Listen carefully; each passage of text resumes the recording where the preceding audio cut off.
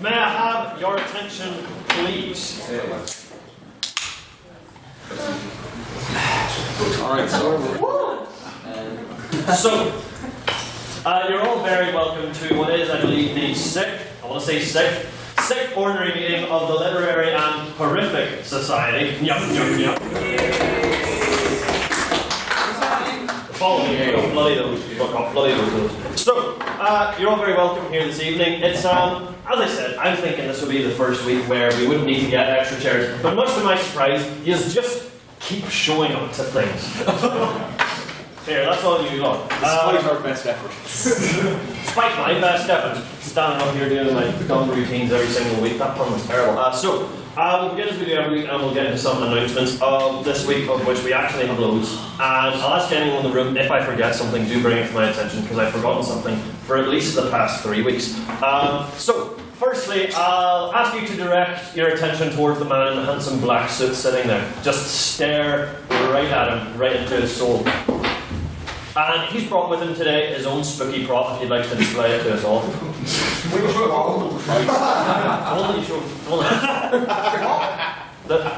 Oh, yeah. Oh, you're just going to take the mick out of me for this? Yeah. Yeah, okay. Hold it high, hold it high. Why? Do it. The electricity upstairs has just gone off.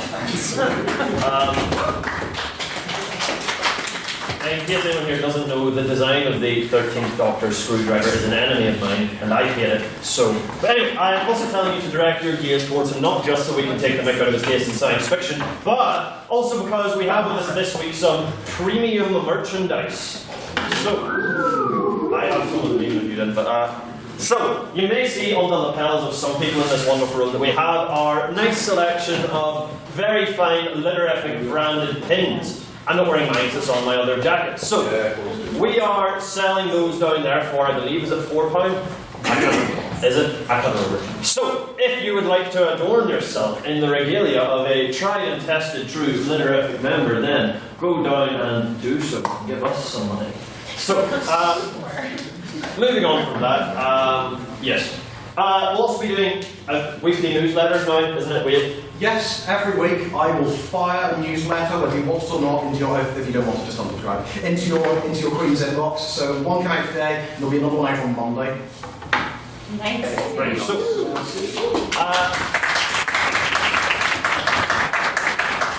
you'll be surely kept up to date with all the goings on. He's a very busy man, and he's great at the work he does, so we get a wee round of applause for Matthew.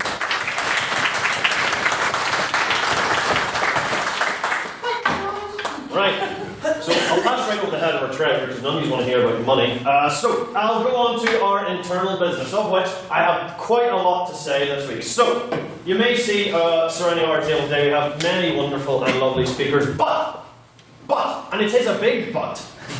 Can you lie? I cannot lie.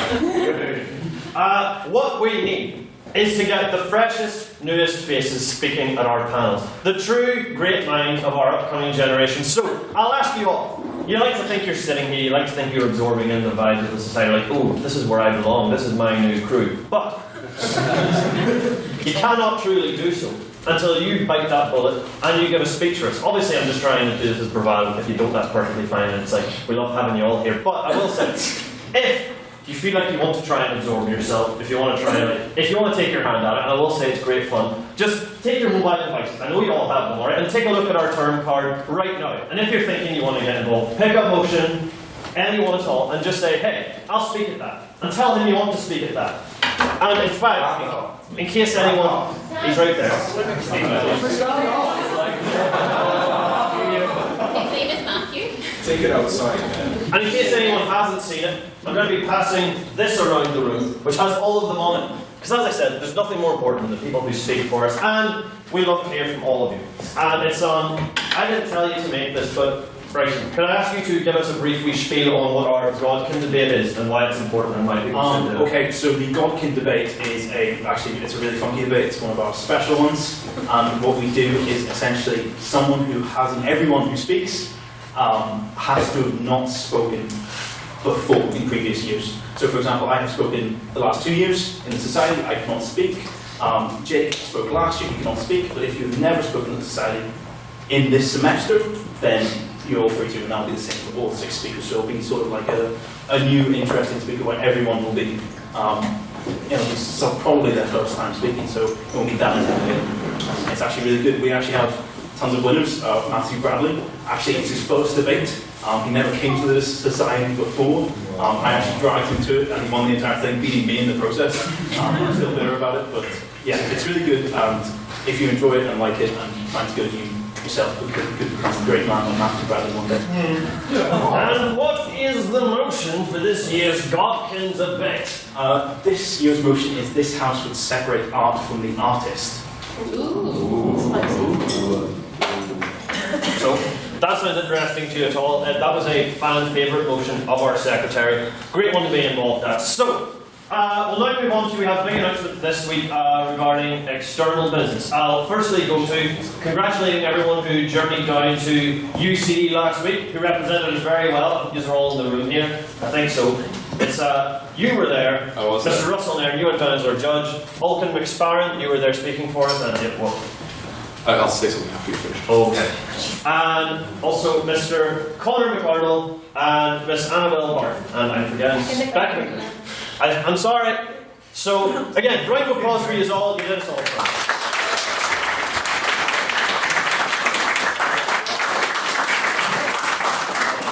I'm glad to say that in the process of the trip, I managed to pass on my immense hatred for the film to everyone who was there. So if you ever want to go to Ivy's in the future, come along and I'm sure you'll pick it up as well. And it's a load of fun to have. We record these things, show a bit of subtle thing. Fuck you, Phil. That's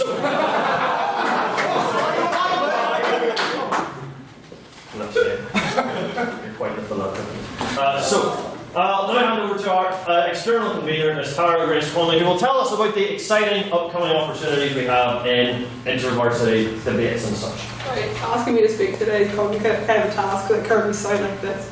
But I'm the person that sends people things, hello, and we're currently looking for people to go to 2 competitions that are coming up. I've just posted this in the main river page, so you also read that there. But we're looking for people to go to the Cork IB in November the 23rd and 24th. So we're looking for 2 teams to do, and then we're also looking for people to do the Irish Times debate home, and it's 3 teams of 2. So yeah, if you go to training sessions, it'd be preferable if you would apply to do this, but I can't really speak before. I'm putting my voice as much as I can. Okay. Good job. I tried my best. You're good.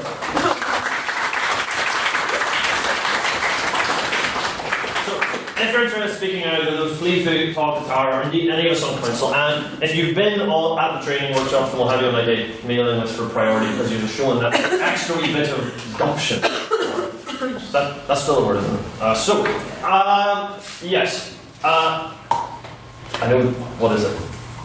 Stereo. What? What? No, I know you said this is a thing we have to do today, but I've completely forgotten what it By charity. is. Right, can you talk about it, please? Chloe, outreach officer, you. So we're going on our pub call next week of Tuesday 30th, I think at the time it starts. But part of our 7? No, they were getting no. Yes. But some of the proceeds from the charity pub crawl are going to charity. So we've chosen RAG this year, which is, for those of you who are new, is the university charity organisation. So they picked 4 charities this year to support them. So all the proceeds we do from that and other charity events throughout the year will be going to that. So the one, for those of you who don't know, is Cavaliers in Need, which is about giving foster homes to dogs. Aww. Cash for kids, and then kids or dogs, like really. Carers and I, and Children's Heartbeat Trust. And that one in particular is about helping like young people and children with heart disease. Yeah. So what you need to do is maybe take a vote of like. We need to take a vote on the charities. So we just to confirm that everyone's okay with it being RAG. Yes. So if you are in favour of supporting RAG in our charity endeavours this year, please do raise your hand and say aye. Aye. And if you want to be that one bugger in the room who's against, please raise your hand and say nay. No one. Oh, there. There's always one edgelord in the room. So, what? Give friends, they hate the kids. There we go. No longer. Actually, on a point of information, I believe I voted, well, it's more of a point of order. I voted in both columns, therefore my counts, therefore under parliamentary tradition accounts as an abstention. Alright, so Does it? Yeah. Sure. Cool. Well, thanks guys. Here, I didn't call abstention. If you voted abstention, raise your hand. Really?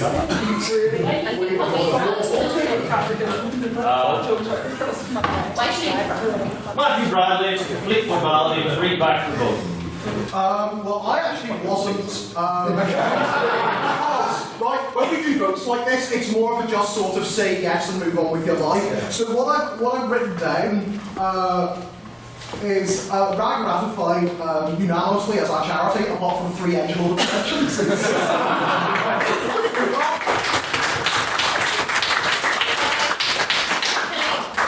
Also, while I'm here, follow us on Twitter at QUB Litterific, at Instagram at QUB Litterific. We're having our Snapchat is there. I'm going to get signs, so you can all add us on too. And follow us on Facebook and add yourself to the Litteriferum if you are a paid member. Hey, but I thought Zuckerberg was evil. Well, we deal with it. That was a reference from last week. Anyway, I think that'll mostly cover the announcements as they are. As we said, do come to the pub crawl next Tuesday. Be a bit of crack and you'll get to see everyone here. No announcement about the pub crawl. No. Fine. It'll be in a more casual setting. So, you know, which we don't normally get to see each other in. So, I will never let you give a wee bit about the Christmas dinner, just the date and such. Just that it's happening. No, that's been finalised yet, thanks you. Just say that it's happening. Say we're going to do it. It's going to happen. It's going to happen.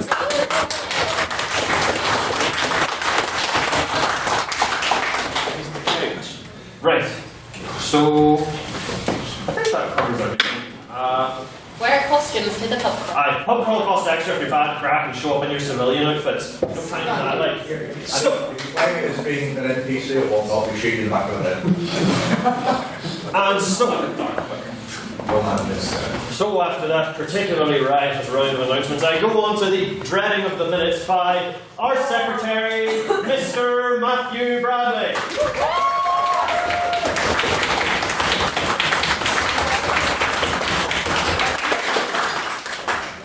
Now, I think you'll remember last week, just to cast your mind back, I tried to do my usual, do you want to hear some minutes? And my voice made an awful noise. I thought, I don't want to get rid of that catchphrase. I worked hard on that for a good couple of seconds in the middle of last year. So I thought, I'll tackle this problem in the only way I know how, using technology.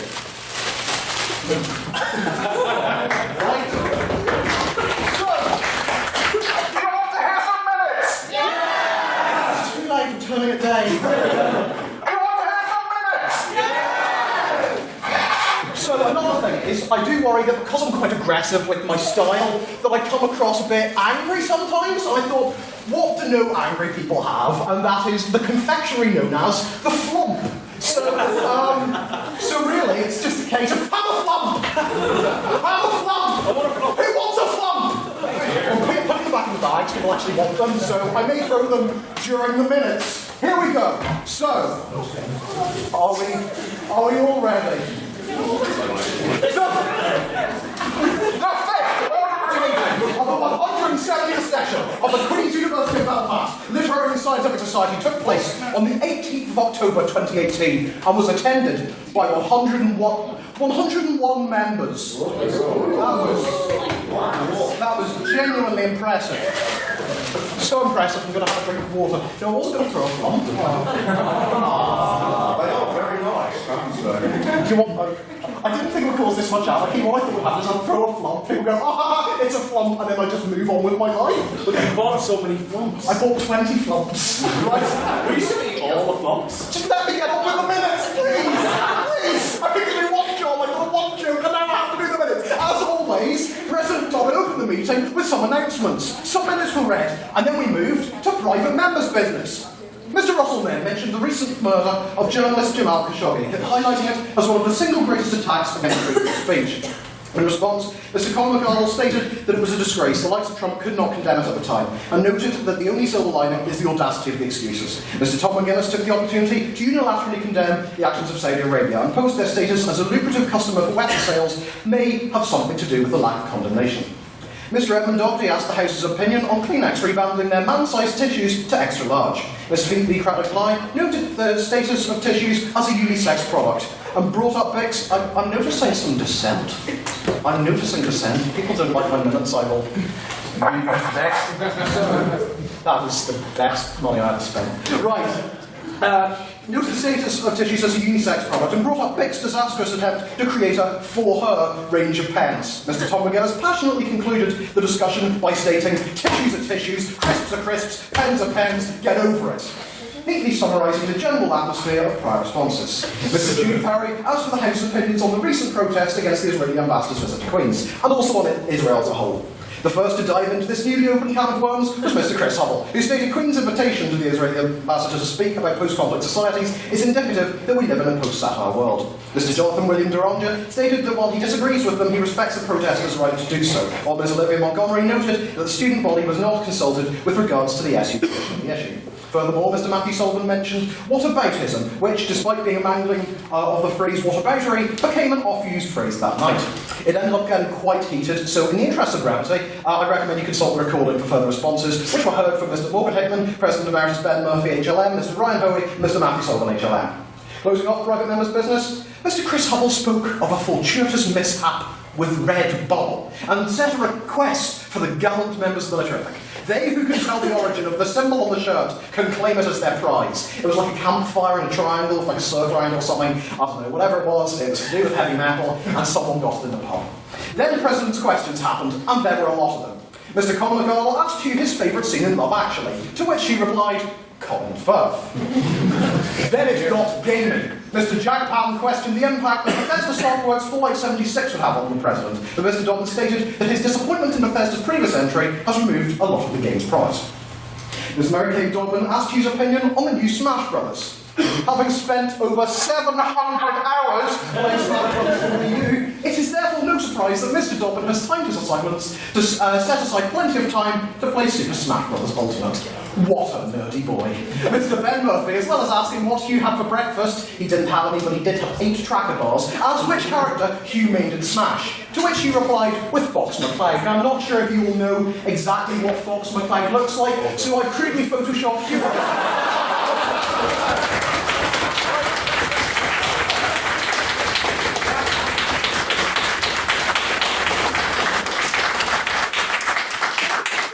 Thank you very much, it means a lot. Mr. Austin asked Hugh for his favourite deity, fictional or otherwise, to which President Dobbin responded simply with Kratos. Now I bet you're wondering, what would Hugh Dobbin look like if he was photoshopped onto Kratos?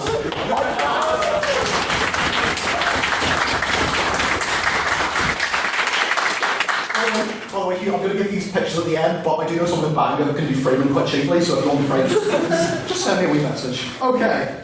Mr. Conor McArdle asked President Dobbin's opinion on the Westlife comeback tour, and he had one. So Mr. Zach Kerr brought back the topic of Smash Brothers and asked Hugh whether he was upset Waluigi was still an assist trophy and not a playable character. Hugh went on a rant about Waluigi, which bemused and delighted in equal measure. If you didn't understand any of that, just imagine being asked every question you would ever want to be asked, and imagine the big smile on your face. It would look a bit like Hugh's. It's me trying to hold some joke. After President's questions ended, Mr. Dobbin introduced the night's motion. This House believes Christianity is a valuable part of our culture.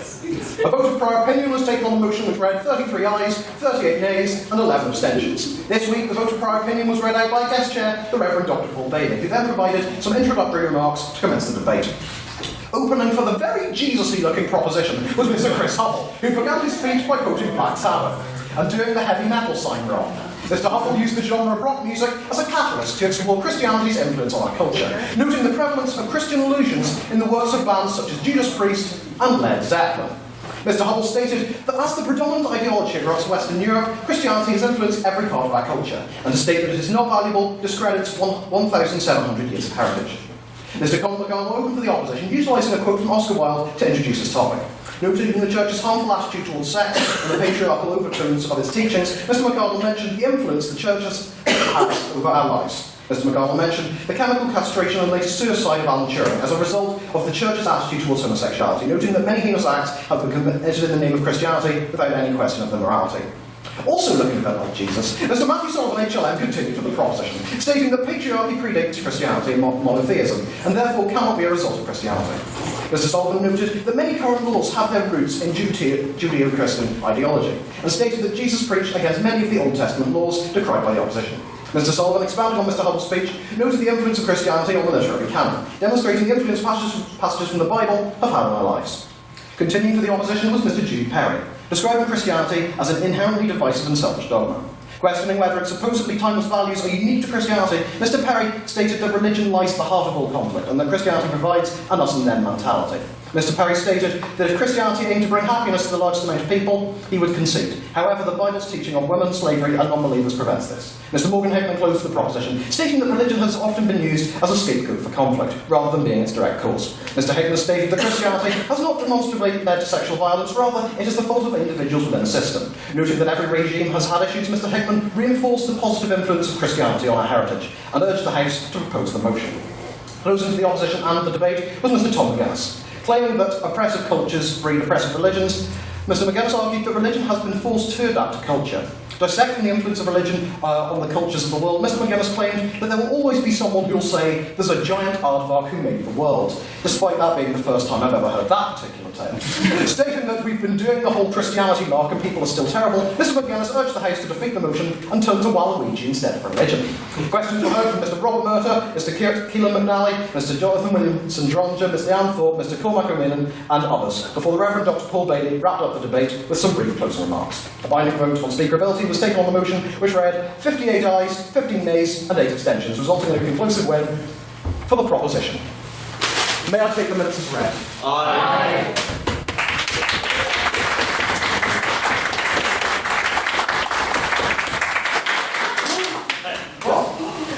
Yeah, that's at the end. Well, you think I'm not going to read the vote of private opinion out of the funny? Well, you've got nothing coming. The vote of private opinion is going to be one.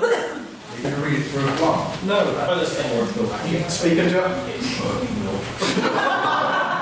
Turned off. There you go. No, it's not working. It's not. Do you need to go really close? Yeah. Alright, just make sure the vote's right, okay. So.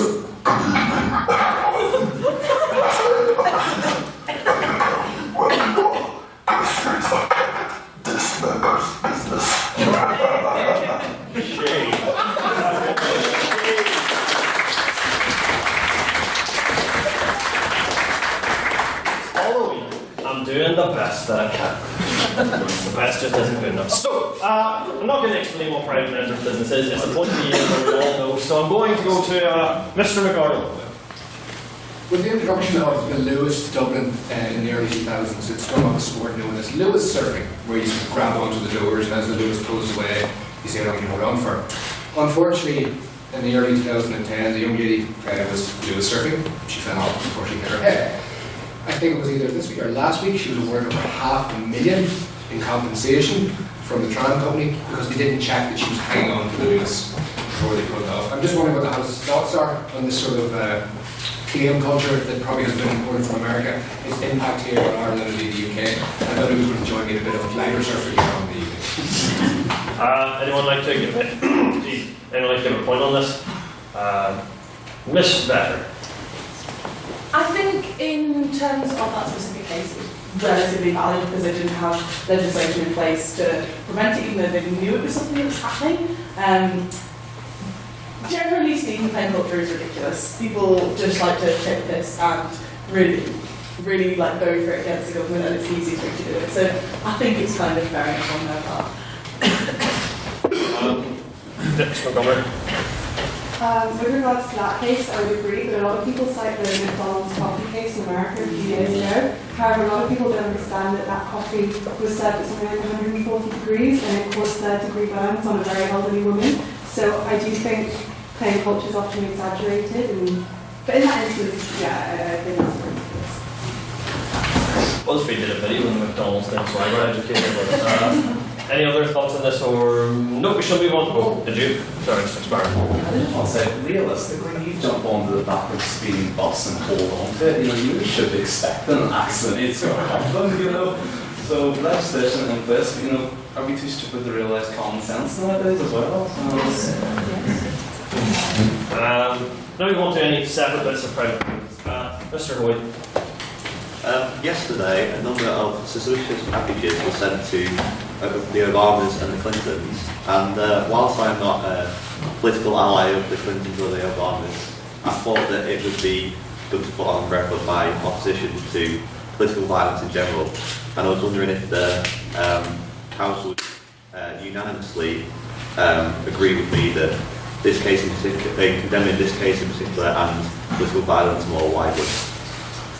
Anyone have any thoughts on this? Or Mr. McGartle? Yeah, I think I totally agree that equally condemn any form of violence. You just look at the underwhelming nature of this report. If this had been the other way around, perhaps from an Islamic attack or something like that, the news hysteria would just kick into gear. It just sort of shows the disparity between the hype and the reporting. But yeah, totally condemn it. Totally unfair. I remember Jerry Leto pulled a similar stunt during the filming of Suicide Squad. So, any other points of private member business this evening? I'll go to Mr. Nairn. This one requires a very brief bit of explanation, but I think it's quite important we talk about it. Recently, the Telegraph, they were doing some investigative journalism, and it was investigative journalism which they refer to as being into what they described as a very prominent businessman within the UK. This investigative journalism related to what they described as sexual and racial abuse directed towards various staff members over a number of many years. They found out about this, however, they received an injunction from the court saying that they could not release the name of this businessman or indeed talk about any of the details because the businessman had paid off the individuals involved and gotten them to sign non-disclosure agreements, which the court ruled that it would honour over the concept of allowing them to report on it. So I'm wondering if the House has any thoughts on this issue and whether they are or not they think this is a legitimate use of a non-disclosure agreement. I'll go to Mr. Doherty. This appeared on my feed about an hour ago. Sir Philip Green named in Parliament as businessman centre of Britain's Me Too scandal. Where's the source for that? The Telegraph themselves. Oh, nice. That's going to be a nice lawsuit. So, rightly, Sir Philip Green was the owner of VHS. So, I would personally say that of all people to be the centre of a scandal like this, he is a disgusting human anyway, costs a lot of people a lot of jobs, and the fact that this has now occurred just makes me hate him a little bit more. So. Ms. Montgomery? Very quickly, I just read about this too, and I think they've mentioned it in the House of Parliament now, which now means there can't be lawsuits brought against it. It's kind of given him some kind of immunity, which is even worse if you think about it. And it's now the House of Parliament that actually said like it is Philip Green, but we can't. Like, he must have just paid someone off that he knows and Parliament to it. Mr. Hubble? I don't know why it's if people are signing a non-disclosure agreement, then I think that's up to them. They're in a position to take that. But then the court shouldn't use that to shut down on investigative journalism. But if journalists can discover this independently of those sources without naming those sources, then I mean he should be named, and their journalism shouldn't be impeded. Mr. Patton? I want to broaden the context that's with it because bigger funky. I'm involved in the United Hospitality Branch. It's just been set up in Belfast. Meeting with people who work in the hospitality sector, even in retail situations like this, the stuff they have to deal with on a daily basis compares and even exceeds things like this. Being told stories of waitresses being harassed at work, barmen being assaulted as soon as they leave. So that this is not a culture limited to one business. And yes, he is a terrible, disgusting example. But we have to realise he is not an outlier. He is very unfortunately becoming the one. Mr. Barlow. I actually wrote an essay about defamation law last year, and one of the interesting points is that the definition of the UK is absolutely shocking with how draconian it is, and it's sort of a way for the rich and powerful to protect themselves. They actually put a new Act of Parliament in the early 2010s, but it wasn't applied to here. A bit of sort of difference between the UK and Northern Ireland. But who blocked it? Samuel Wilson of the DUP, and I'm sure everyone was already interested hard. So it's just, so we still have that very old draconian sort of defamation laws, which means people like that can hide behind it. And if Philip Green could have had that away for so long with their new laws, what is behind the curtain here in Northern Ireland? I didn't actually have defamation law last year as well. Here. I'll go on to if there are any separate points of private member business in the interest of time. Yep, sorry. Mr. House, Brazil will be going to the polls on Sunday as the new president. After the first round of voting, the two main candidates who are in the running are one in the Workers' Party on the top left of the spectrum, and candidate Jair Bolsonaro, who's a far-right apologist for the military regime there, who has made a variety of sexist, homophobic, and generally sexist remarks in the past. He seems quite likely to win a landslide on Sunday. I was wondering if the House had any opinions on this matter. The House, and any thoughts on this? Mr. Thank you, Mr. President. I think this is real. We're starting to see now that this is a phenomenon that's happening across the world. I absolutely despise the policies of Mr. Bolsonaro. I hope I pronounced his name correctly. I apologise if I don't. We're seeing it with Trump, we're seeing it with the ADF in Germany, we're seeing it with many of the far-right parties leaping up across Europe. But I think it's perhaps mainly stemming from this feeling that politicians just aren't connecting with the people. They're not addressing their bread and butter issues, and it's something and it's really pretty much a wake-up call for politicians, for moderate centrist politicians, sensible politicians across the world, and they need to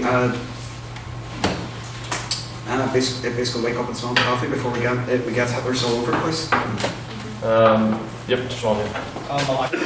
This point, I think corruption is a major issue in Brazil, and I think the fact is that every president who's been elected in the country since the end of the military regime there has either died in office or has been indicted in some form of corruption charges, including the last three. The incumbent president, who has a whopping 1% approval rating, after several corruption charges came out against him, but due to parliamentary immunity, will obviously can't be prosecuted.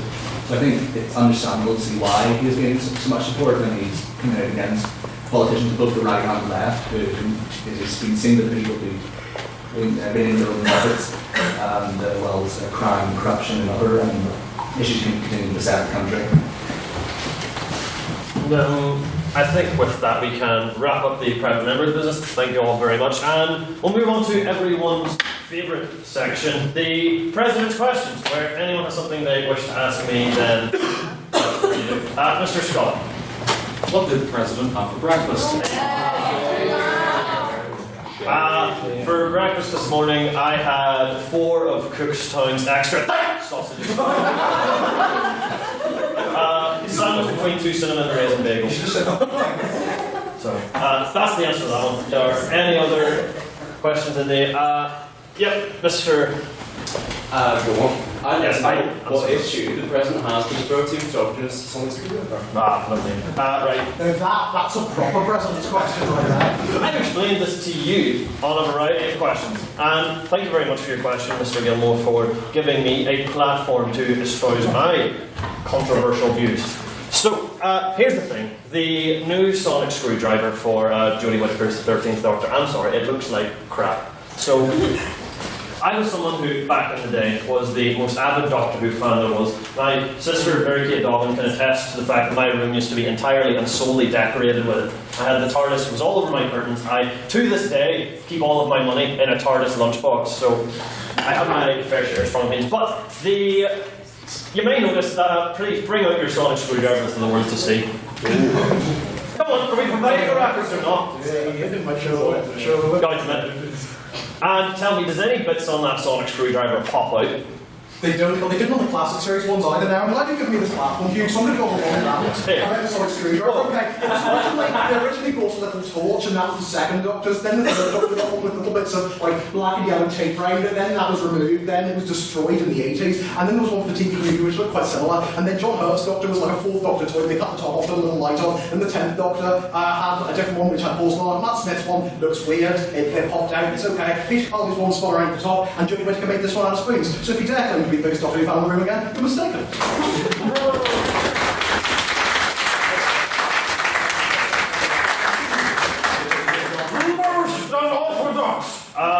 Here, I can find you for that turning on. I don't like the fact that no bits on it hop, spin, or do otherwise, alright? I hate the fact that it looks like a discarded prop from the Alien movies, as I said to you. I just don't like the way it looks. And if what I find aesthetically pleasing is such an affront to the opinions of the house, then I may just egress myself. But I'm not going to do that. I don't suggest it. So, moving on to any other questions in the room. That better not be about Doctor Who. Mr. Taffy, yes. For your favorite TV series, if you can bring one of your any dead character back to life, who would it be and why? I don't watch a lot of TV shows. Very few. You could go for like the stereotypical thing and talk about someone from Game of Thrones. I think that's the thing that everyone dies in, isn't it? What? I under my breath literally said Ned Stark. Oh, Ned Stark was a pure lad, like, wasn't he? Here, for no one who's seen the show, none of that crap everyone else tried to pull would have happened to Big Ned. He was still about. But if it were up to me, I would choose to bring back Robert Baratheon then from Game of Thrones, my main man, Bobby B, as they call him. So, number one pick, that's my answer, Robert Baratheon. Bring him right on back. He can stick it right to the board. I'll go to Mr. McGardner.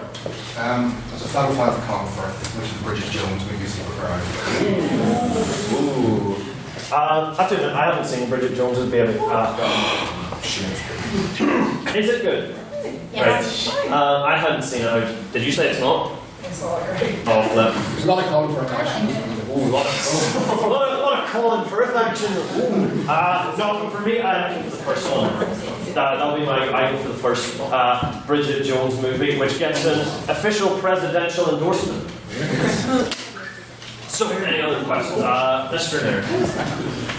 Mr. President. Yes. I see that over the course of our thus far business tonight, you have been supping upon a most unusual and most unorthodox beverage. I would like you to provide now the House with a comprehensive review of this beverage and a recommendation as to whether or not you need to try it again. But we'll have to find the brand name. Oh, what's the brand name, everyone? Jeez. What I've been taking is some very delicious sups, as you put it, from this vanilla-flavoured cola beverage. So, I'll explain to you, I'll give you a bit of a legal history, in that fun was recently sucked out of the United Kingdom by the introduction of what they call a sugar tax. So, the fallout of that was that the only thing that keeps me going on a day-to-day basis, that being sugary drinks, were unfortunately axed or had their sugar contents cut, if not entirely removed.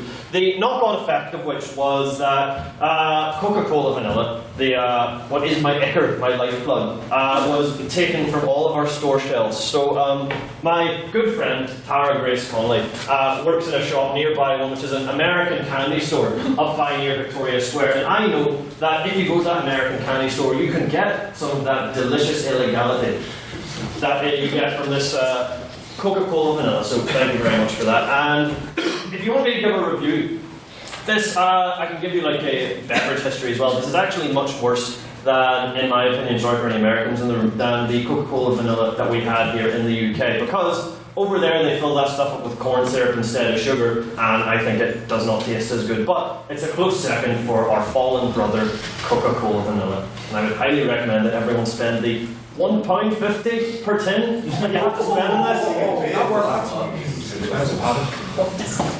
But it's just the price I pay. Destiny is calling me.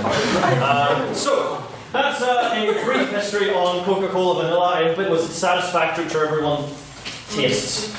So, I'll go to yourself, Mr. McCallion. Thank you very much, Mr. President. Keeping in line with tonight's theme of All Hallows Eve, in the world of Harry Potter, there is, hear me out, there is a creature called a boggart. What would your boggart be? Zero.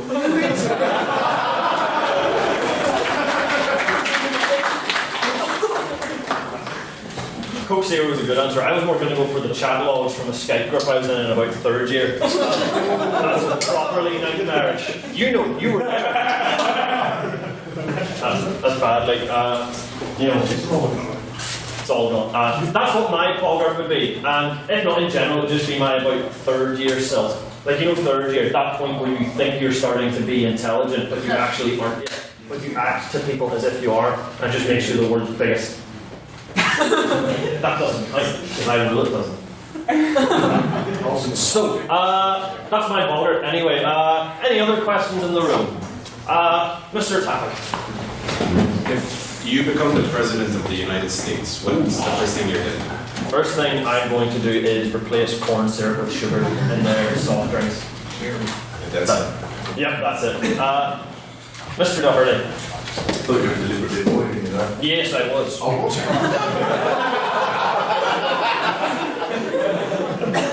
I was going to ask you like flumps, but given your obsession with sugar, I think you yes.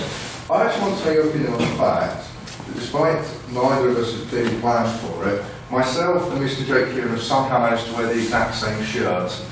How did you fit like that? Right, hold on. Who wore it better? Jake Kieran, raise your hand, say aye. Let's see, let's see. Point of information, Mr. President. The backbenchers here can't have a great, don't have a great view of her. Stand up, Jake. That's Exhibit A. Mr. Doherty. Right, Exhibit B. Okay, back to the vote. Jake Kieran, raise your hand, say aye. Aye. I've got some self-confidence. This is person that said he was the ugliest man in the world, so.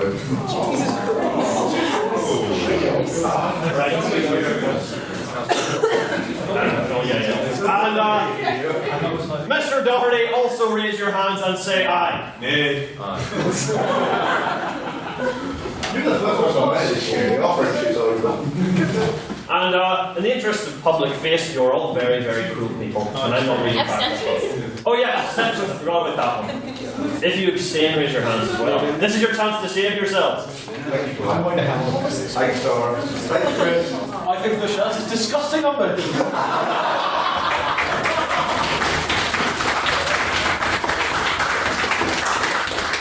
There we go. So that was that. We brief distraction. And on another note, Matthew Bradley flunked me. I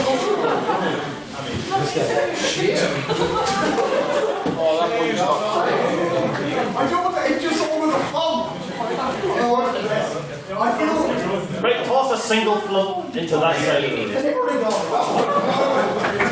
And a single flump to this side of the room. Right. Order, everyone. You savages. They're simply flumps. So,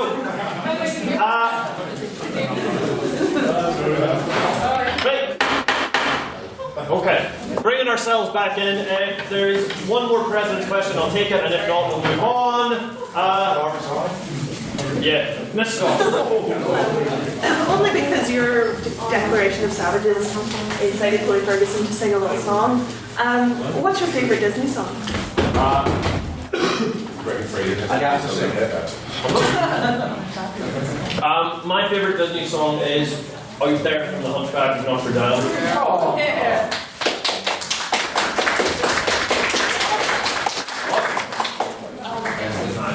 Not singing it because we're out of time. Maybe later. Please sing it. It's not what we get in mind.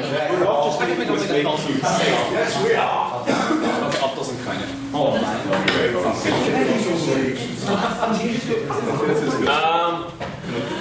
For Instagram, Instagram. Get me the lyrics up. Someone else can get back to it. It's a difficult song. No, that's first from the Frollo bit. Turn that on. Anyway, I think the moment's over. We're gonna. What? Yes. We're going to start. That's what I said. All right. So it is before I sit down because I did forget it. We're going to do the vote on prior opinion. So this is where you tell me what your opinions were on the motion walking into the room. So if your initial thoughts are you would be in favour of the motion, this house would create life. Please raise your hands and say aye. Aye.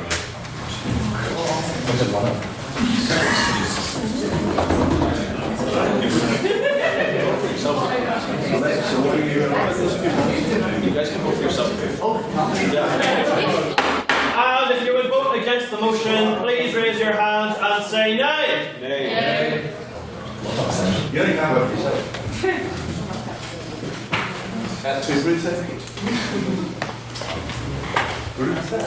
Yeah, I'm mispronounced that. No, Brute is how you pronounce it. Is that? Yeah, that's how I'm pronounce it. And if you would like to vote abstaining, please raise your hands and say meh.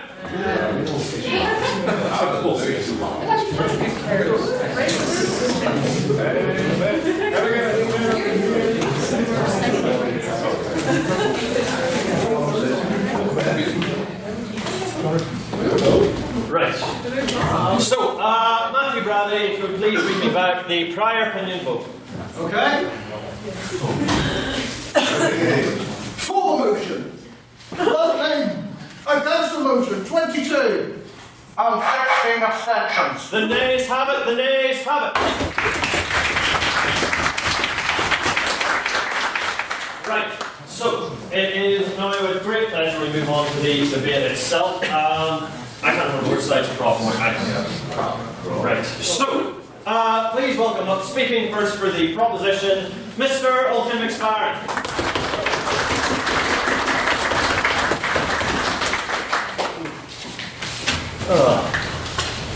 Ladies and gentlemen, girls and girls, can't believe I just said that. Okay. We are here to argue that we should create life, and that ultimately it would be in our best interests to create life. No. Anyway, I think whenever it comes to this issue, I think we're all seeing this in one sort of way. It's creating a sort of Frankenstein's like monster life form, okay? But there will be some maybe other definitions that the opposition are going to try and put forward, but we'll have to wait and see. But realistically, whenever we hear creates life, we think Frankenstein's monster. Now, can I just say, anyone in here actually read the book? So, okay, we've got a fair few people. That's good. So, I think if we can read the book and we can sort of understand that Frankenstein rejects his monster simply based on cosmetic appearances. Ultimately, at the beginning, he rejects it because it's ugly. Now, who in here can't really empathise with that? Okay. Okay, you've been stuff. But if you read the book, he's simply rejected by society based on his appearance. Now, I think as a society, we should have evolved in the modern world to a stage beyond that. We don't reject people simply based on their appearance, but we look at other aspects of who they are. It doesn't matter how displeasing someone finds you. Now, we are suggesting in the proposition that this decision obviously shouldn't be taken lightly. As me and Edmund were saying earlier on, there is a bit of a social taboo about grave digging and stitching up bodies at the minute. And we here of the proposition do not endorse stitching up bodies and grave digging. However, what we do suggest... Yes. Let's say I am hanging onto a violet. See how long I can hold on to it. And I fall off and cut open my arm. Are you in favour of stitching up bodies now? Oh, well. You used to work there. We wouldn't have buried you before we stitched you up, Chris. Okay, I'm very curious to know actually what this is, so yes. Burial with families to abolish no more. Oh, for Christ's sake. Right, okay.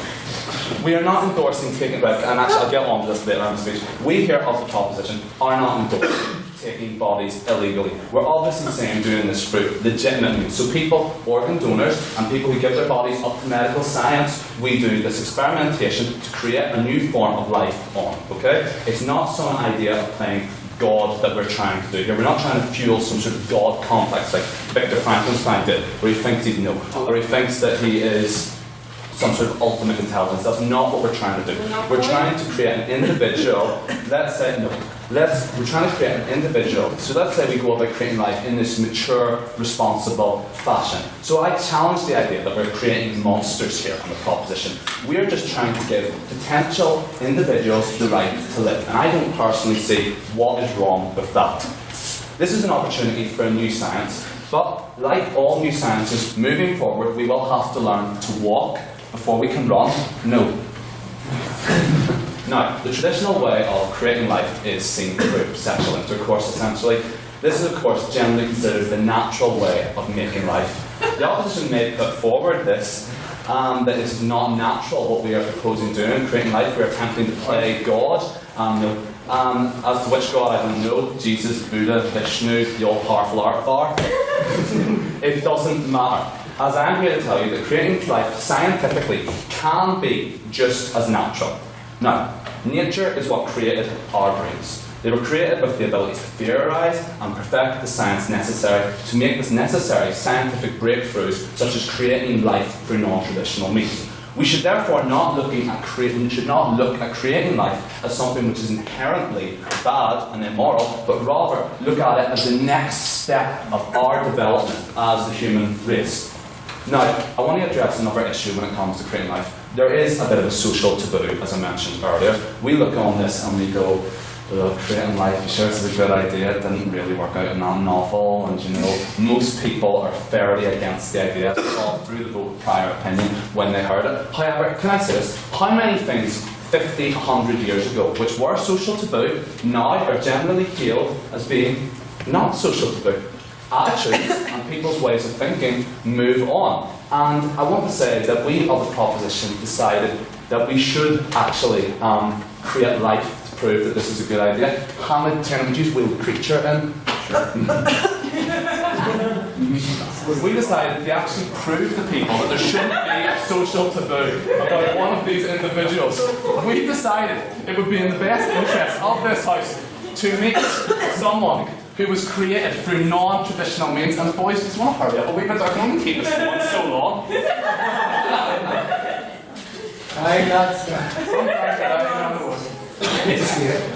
That's a creature escaped. Alright, lock the doors. That puts a crooked wood up against the window, seriously. Ladies and gentlemen, can I present the monster? Yeah, you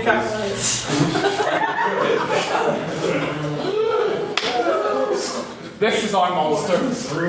Unique individual. The individual has been created by us of the proposition. And look at him, yes, he is a little rough around the edges. His English isn't yet quite perfect.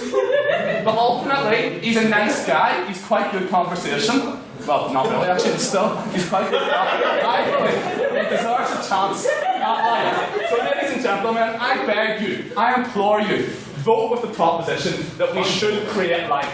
Thank you.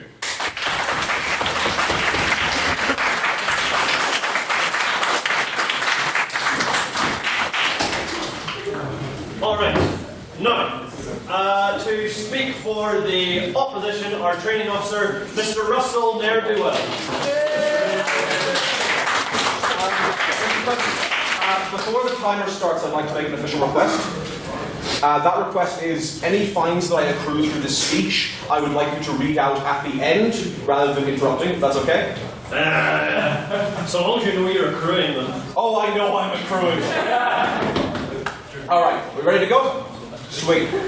I already started the timer, sorry. Well, can you restart? Because I did actually not say I was beginning. Thank you very much. So, when I think on this motion, I'm reminded of an adage that was circulated a few years back. Because it's intelligence is knowing that Frankenstein wasn't the monster's name. Wisdom is knowing that Frankenstein was the monster's name.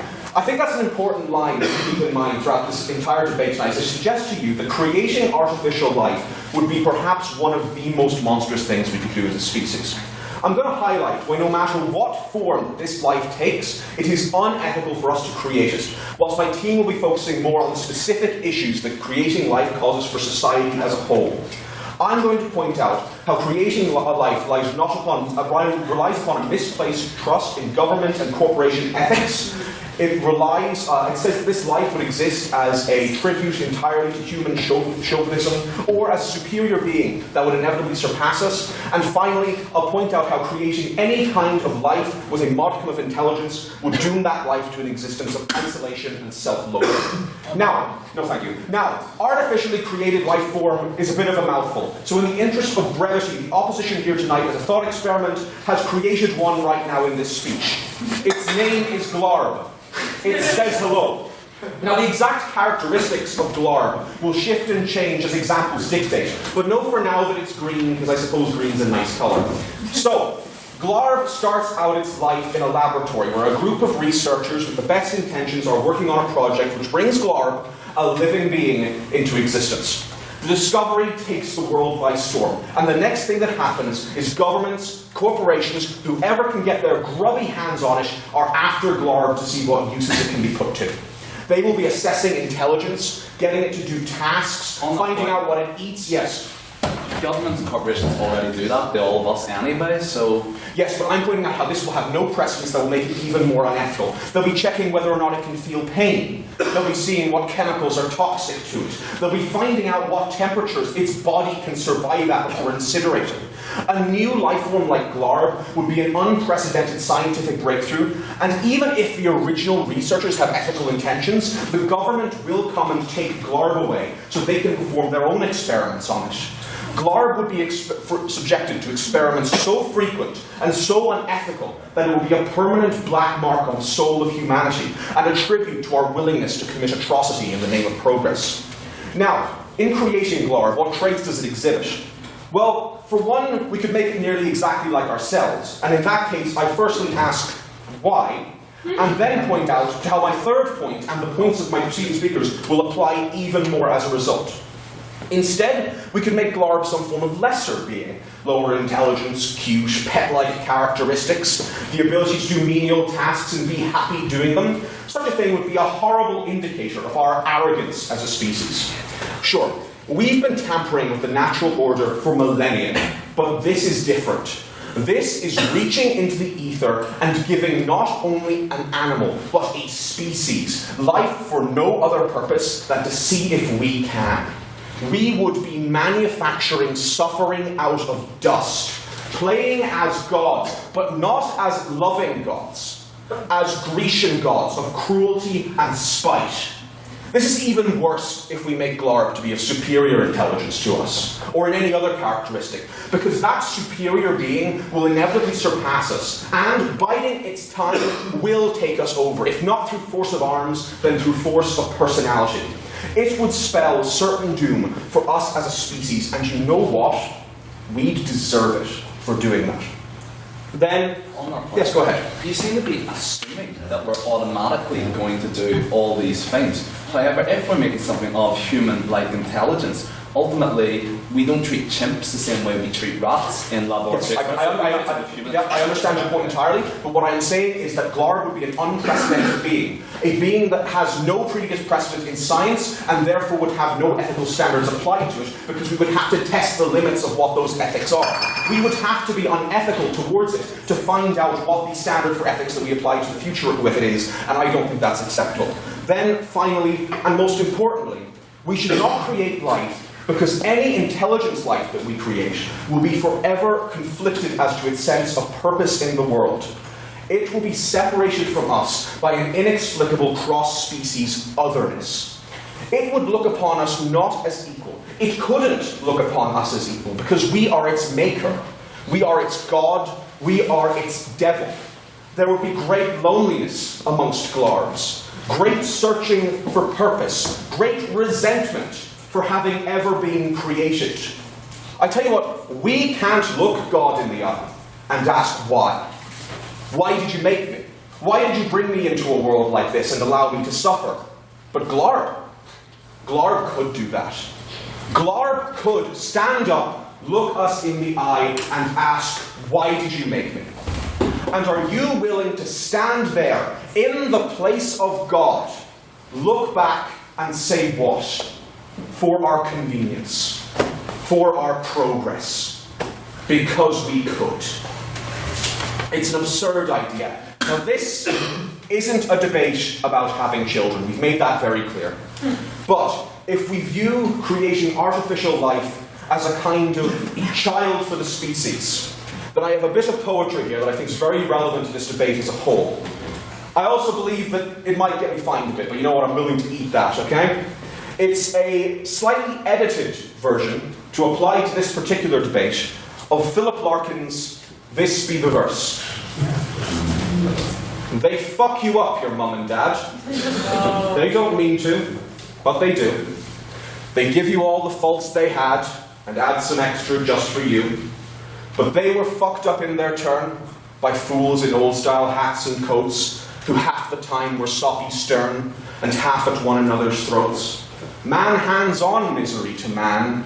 The reason I can only guess. Get out as early as you can. Don't bring Glarb into this mess.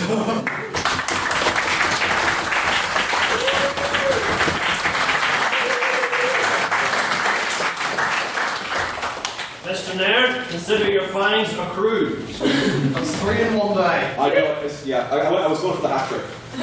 And now, to continue the case for the proposition, please welcome up Mr. Desmond Doherty.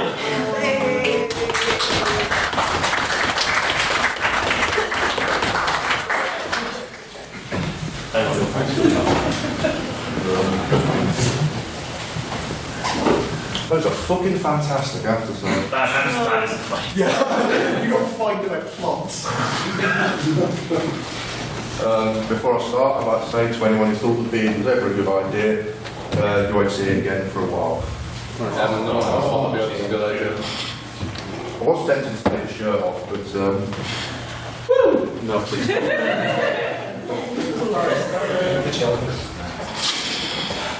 Okay. Press start. Josh. Okay. So, let's start off with some rebuttal. I'll admit that time really amazing. Your version isn't, but the original is. So you talk about the idea of a monstrous creature, but it depends on who actually creates this monstrous creature. If we do it in a very contained, sealed environment under government supervision by a team of highly trained scientific experts wearing those stupid white lab coats, I think even if we do create a monstrous creature, we should still be able to contain it. Now on to Glarb. So, the first speaker of the opposition spoke about Glarb possibly being of lower intelligence than a human, something similar to a pet or an animal. We've already done that sort of thing several times. It's called the cloning of animals, so I think getting angry about it. On that point, sir. No. Then, the idea about Glarb being really lonely. Let's link this back to Frankenstein. They made Frankenstein, then they made The Bride of Frankenstein. So hopefully we can make The Bride of Glarb. On that point, sir. Might got that sugary. Anyway, now to my first point. The idea, previously mentioned by Mr. McSparrow, of playing God has long been questioned regarding the creation of artificial beings. However, I would argue that this is an outdated and frankly 20th century way of viewing scientific advancement. The act of growing ears on rats, once a controversial action, has now been done several times. We've gone from Dolly the sheep, who's now encasing glass in Scotland, to an entire Wikipedia list of cloned animals. We are even in the opening stages of curing blindness. So what is the natural next step? And yes, natural, because it is simply the progression of the human race. But what is the next step? Surely it must be to create a new form of life, one that is going to change everything. But what if it is like Frankenstein's monster, a lumbering giant with the physique of Boris Karloff? By the way, I actually went to the same school that I did, so I guess that's why I was chosen for this. Well, let me say 2 points on that. Firstly, I think it would still be better than I Frankenstein. I mean, if anyone saw that film from 4 years ago, it had Harvey Dent in it, and it was still complete rubbish. And I could think of something we could do with it. Allow me to tell you a story. You see, I was working in the lab late one night when my eyes beheld an eerie sight. For my monster from his slab began to rise, and suddenly, to my surprise...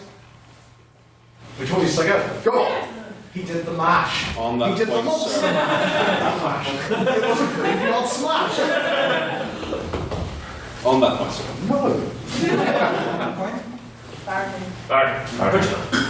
Anyway, following that interlude, allow me to disprove another theory, that it would be really very dangerous to attempt to create artificial life. This is purely basing ideas on entertainment, when clearly the best way to do such a thing is with, as previously stated, is with a group of highly trained scientific specialists and experts in white coats that will get loads of gunk and stuff on them, who can ensure that the creation takes place in the correct area, the correct temperature, atmosphere, all those nonsensical things that scientists have to deal with. Yes, Mr. Lake? That makes it sound like scientists have never done anything immoral or here, guys. Talk about how shit? Most, not even just that, but like most weapons of mass destruction, most weapons of war have been made by people in white coats.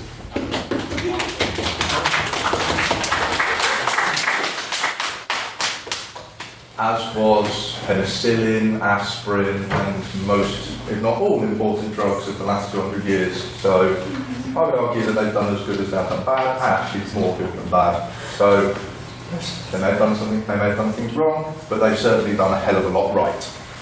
Anyway, where was I? So yeah, area, all those nonsense things scientists talk about, with little or no harm. With little or no harm being done to society. My handwriting's so bad it says bling, so rappers are involved in this as well. Oh, and this is to counter your point of corporations, except no private funding. I mean, come on, we've all seen Jurassic Park. This is what happens when you give someone with a lot of money a great big playground of madness in science. On that point, sir. Yeah, go on. I mean, even if we discount the idea of private funding, are you honestly saying it's like the government is going to be more ethical in any respect? I'm more worried about the government than private funding. I don't think how you could, because governments should at least care for the people. Corporations only care about money, and private funders only care about money. Is that my minute? And just imagine what we could create. Human-like entities with enough strength to lift Mjolnir, also known as Thor's hammer, also known as Hugh's gavel. All robots fluid in over 6 million forms of communication, but weirdly enough, not Spanish.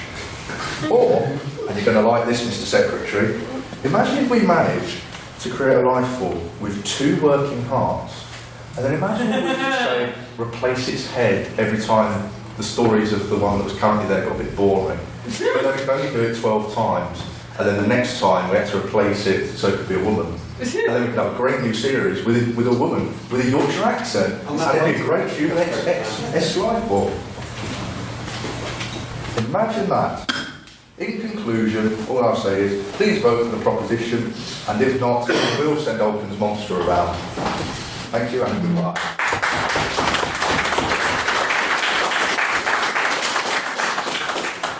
Secreta has returned as a real boy!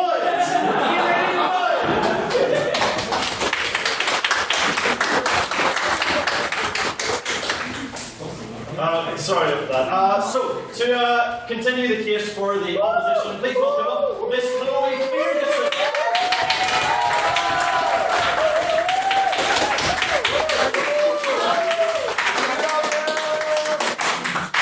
Brilliant, hi. Just really feel love up here sometimes. So, good evening, ladies, gentlemen. Matthew Sullivan in the back somewhere. Hi. The motion is to create life, to create art. It's filled with moral complications and practical implications on our society, but I'd like to just point out a little bit of rebuttal. We never said that the monster was the monstrous one here. And also, are you monster shaming Blar? Are you being racist? It doesn't exist. I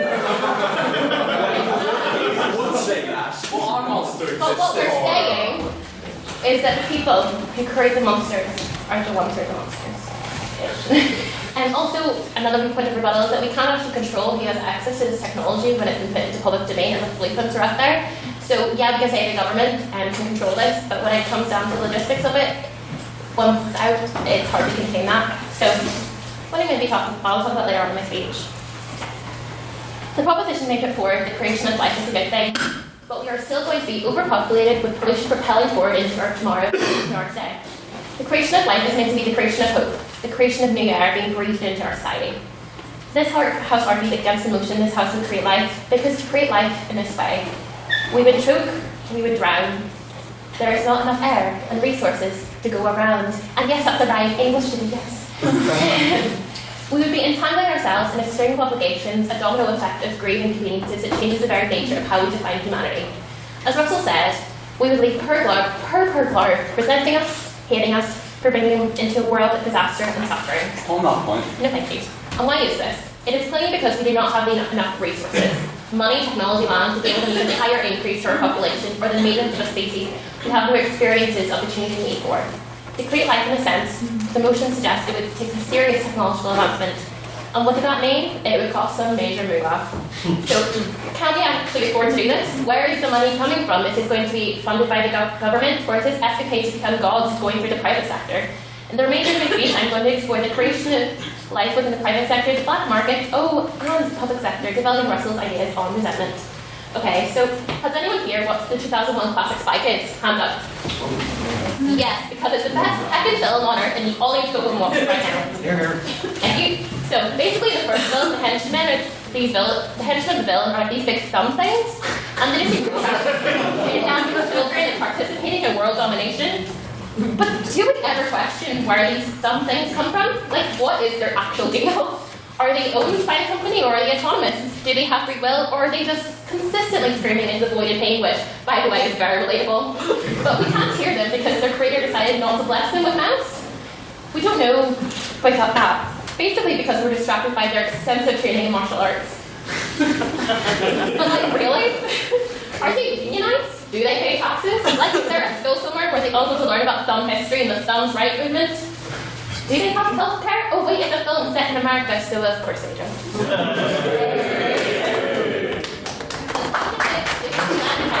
Control the creation of life. We are letting those with more economic power control the culture of our society using biological manipulations. On that point. No, thank you. Take these thumbs, for example. They can be engineered to act in certain ways, living under the thumb of tyranny. Sorry, I had to. This is all. The point of all of this is, A, we could just be allowing someone to create a masculine army to take over the world, like what the heck, and B, there is no way to guarantee fair treatment. Don't let the perk lords be under the thumb, of the man. I know, it's so terrible. I know. And hypothetically, you could say, okay, well, it can only be the government, and only done by the government, there's control legislation put in place.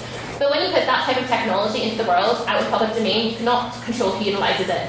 But this moves on to the next point, the underground, the spooky alleyways, the black market.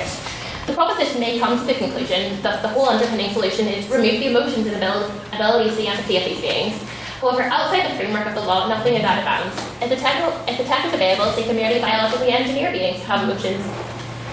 In the same sense, if legislation is put in place, they still can't realistically stop them from being moulded into weapons of mass destruction. For example, Afric Noble created dynamite for the purpose of mining. But the context changed and there was a capability created for further than its intended use. Okay, again. Let's say in a hypothetical world, the government is able to gain absolute control over the underground trafficking of barbs. How would we actually gain the money and resources to create this good stuff? Bringing back the idea around major technological advancement, the money to do that has to come from somewhere. So let's look at the UK budget, for example. If we went with the proposition that we'd be creating artificial life when we barely have enough resources for the humans we provide for now. We discussed our free education in the UK with £87.8 billion in the planned budget for 2018, because school children should have government-mandated education up until the age of 16. But this really isn't the case. The cost of uniforms, textbooks, and the rising use of technology in the classroom is creating a disparity from those who come from a lower financial income and can't keep up. Why would we invest into the development of technology for those who don't exist yet, instead of providing technology and resources for disadvantaged kids who are already struggling? No time. To use that cliche line, are they not meant to be our future? Not the barbs. The financial investment into education is only increasing, yet our standard of education stagnates, decreasing in places. Literacy in math is as slow since 2000. And on the topic of education, if life is created, will the guards ever receive one? Will they do the GCSEs? And is that fair? Because surely that will not be a smooth transition into everyday life. These are artificial life forms which can completely disturb the balance of the natural world as we know it, economically and socially.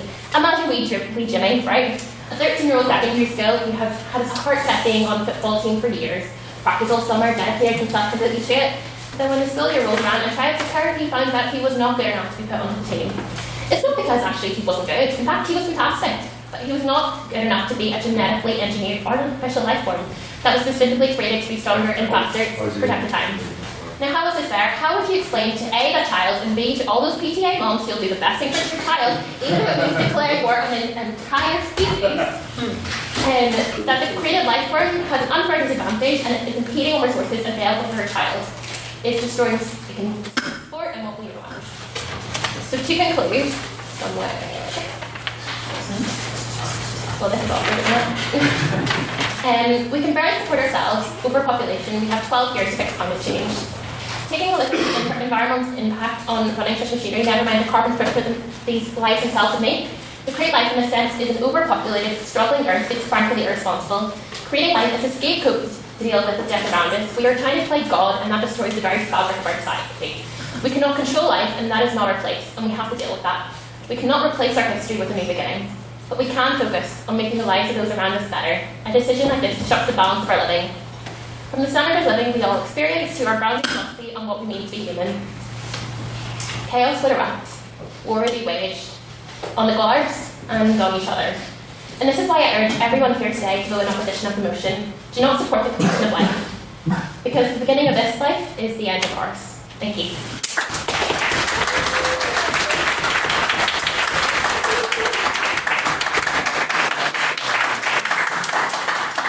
Right, thanks very much to Chloe. And speaking third for the proposition is the ghost of B.L. Godkin. You can only see him if your IQ is over 200, so if anyone in the room is having difficulty, that's your own fault.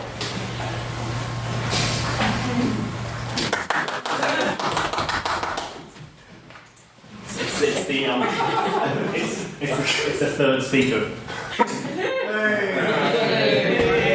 It's the third speaker. Prototype.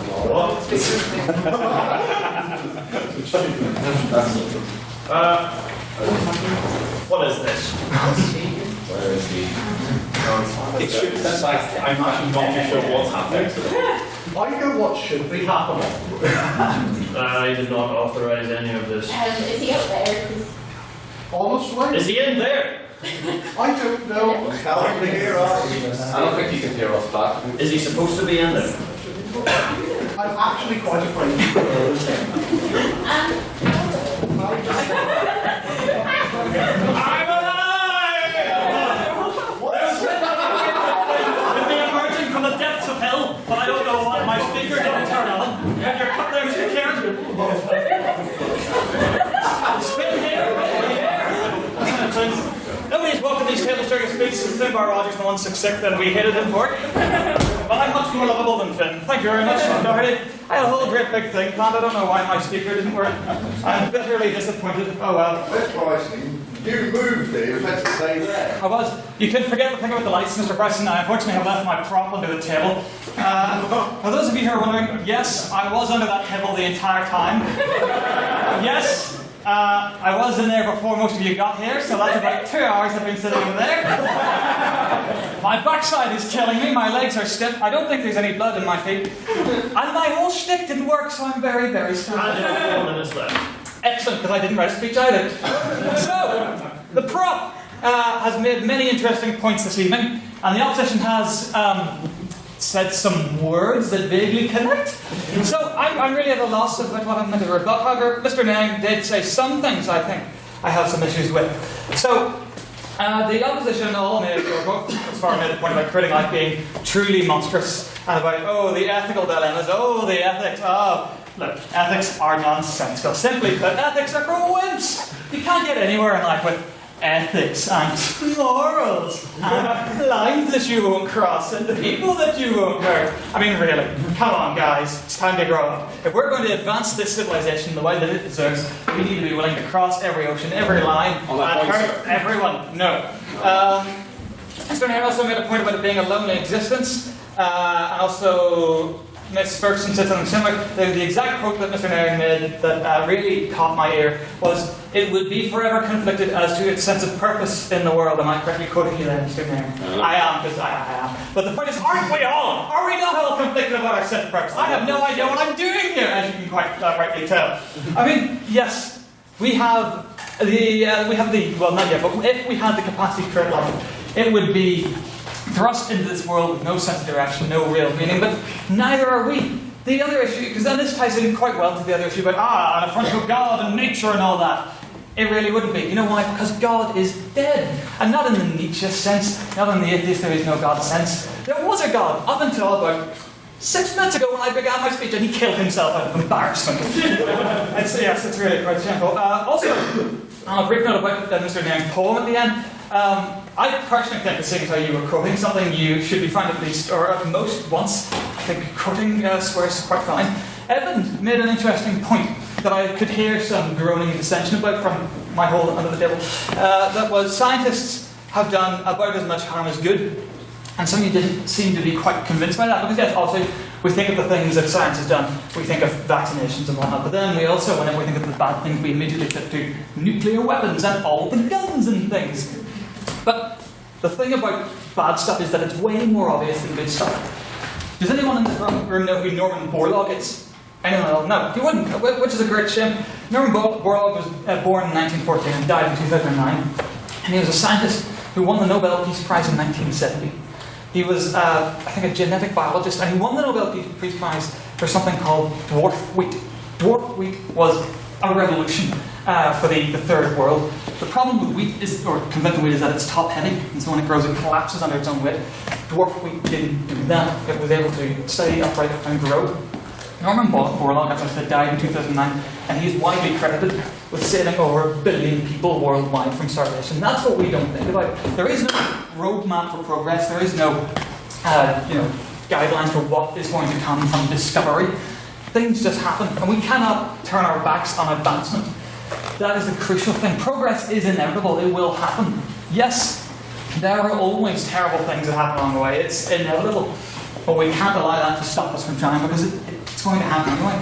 It is progress, it is natural. The final bit of rebuttal I'll make is just that the second up made what I thought were some very good points. However, they were counteracted slightly by the fact that she opened, or nearly opened, her speech by saying Spy Kids is a great film, which clearly invalidates your entire remaining argument. That is all. Thank you very much.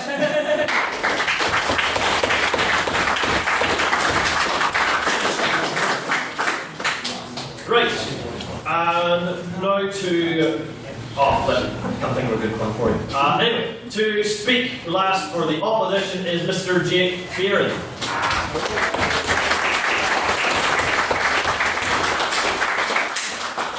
Right. So, good debate so far tonight, aside from anything the proposition has said naturally.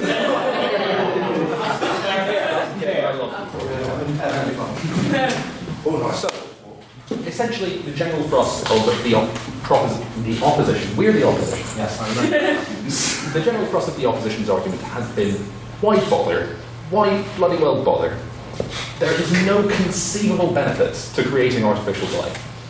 I have not seen the proposition advance any actual tangible benefits to the human race that could not be argued to be morally reprehensible.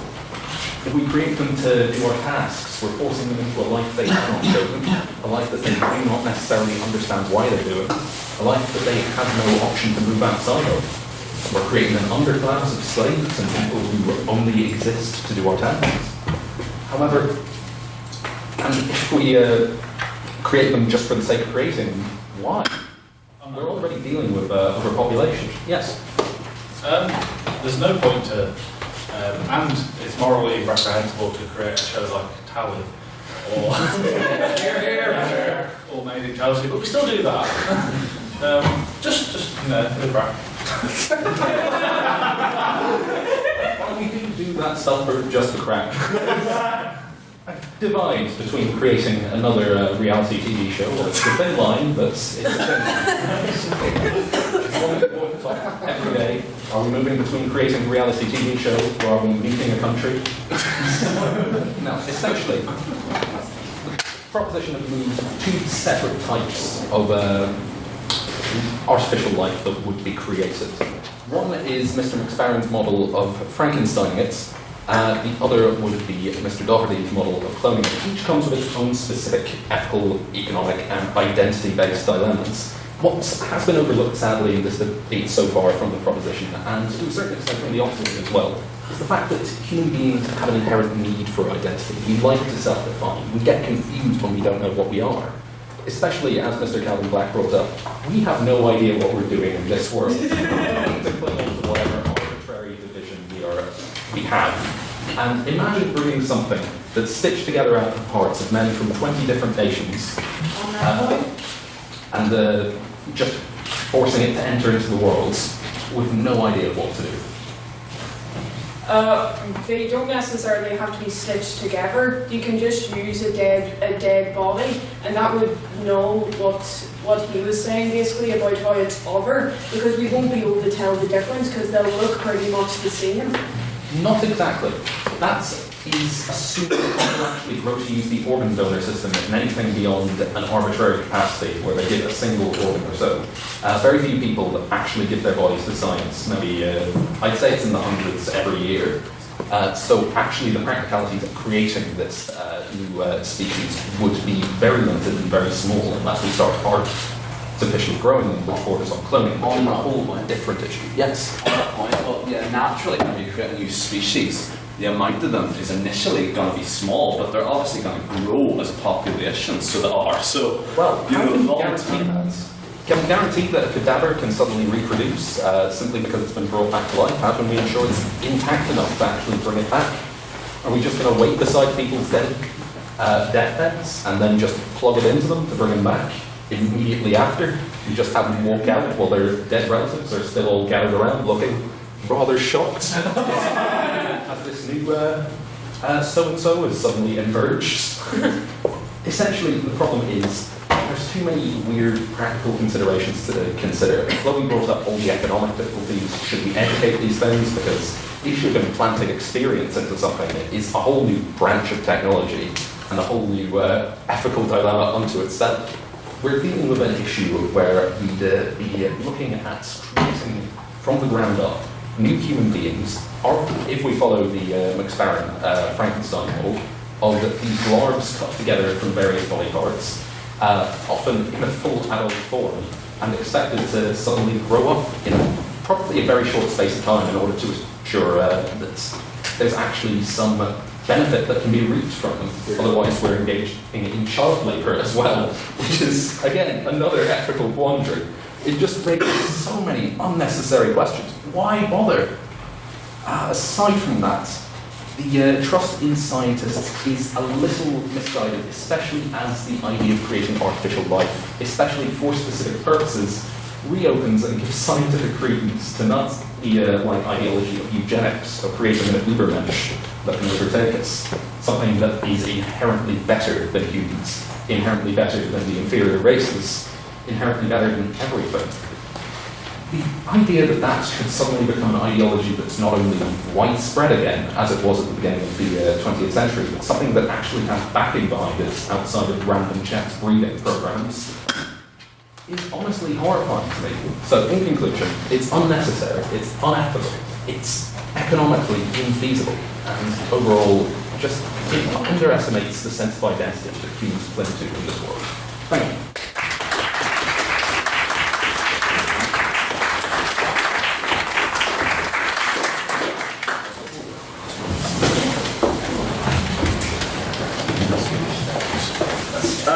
Thank you very much to Mr. Kieran, and if you could please get another round of applause for all of our lovely speakers.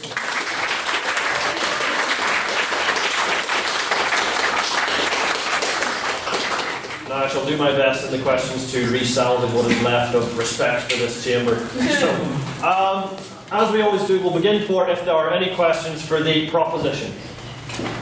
Mr. Thornton. Thank you. We've heard tonight some comments made about the proposition, but thinking of the human factor and the way our society is framed at the moment, where our food supplies are being diminished compared to our demand for food supplies, and also the amount of pollution and environmental damage being caused by humans, never mind about the additional of these artificial intelligence. Our population has already grown at an exponential rate, so why do you want to add to this increased population growth to cause even more harm to our Earth, and therefore will result in an even quicker destruction of the planet?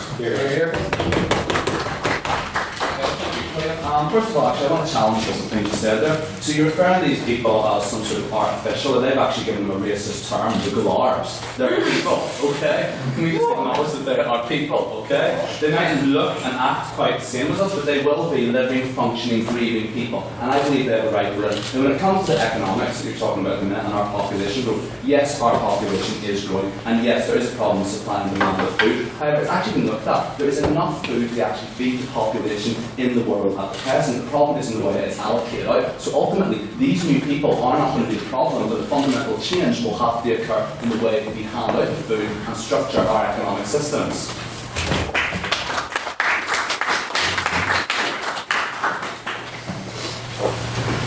So, first off, the idea that GLARB is some sort of racist term against these things is absurd. It refers merely to the concept of the artificial life itself. It's a placeholder which can be used to take whatever form this particular life takes to explain why every instance of it is unethical. I hope that's clarified. However, this idea that there is enough resources to go around, but they aren't correctly distributed. So the solution is to create more people, or whatever they so be, so that the resources are still incorrectly distributed. It's a non-related point here. If we're talking about redistributing resources, we should be focusing our attention into that, rather than these programs to create these beings which are inherently unethical.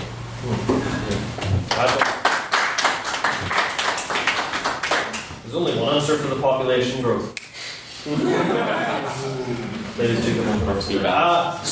Any questions now for the opposition? Mr. Clerk. Alright, first, just to apologise to the biologists who know what I'm trying to say, but I don't know anything. Now, I believe we used to get insulin for diabetics from pigs, and that went okay. But then, created a new kind of bacteria which produced human insulin to no benefit to their own selves. They just drip it out so that we can use it. Is that not creating life? Would you object to that? Well, I think that we're talking in very different context to what the essence of the debate is about here. The proposition consistently throughout has defined creating life as being about creating these sort of Frankenstein-esque beings, or glarbs as we come to refer to them. And these particular bacteria are not what the debate's about tonight. The essence of the debate tonight is very much revolving entirely around this idea of a sort of feeling being. The opposition to respond.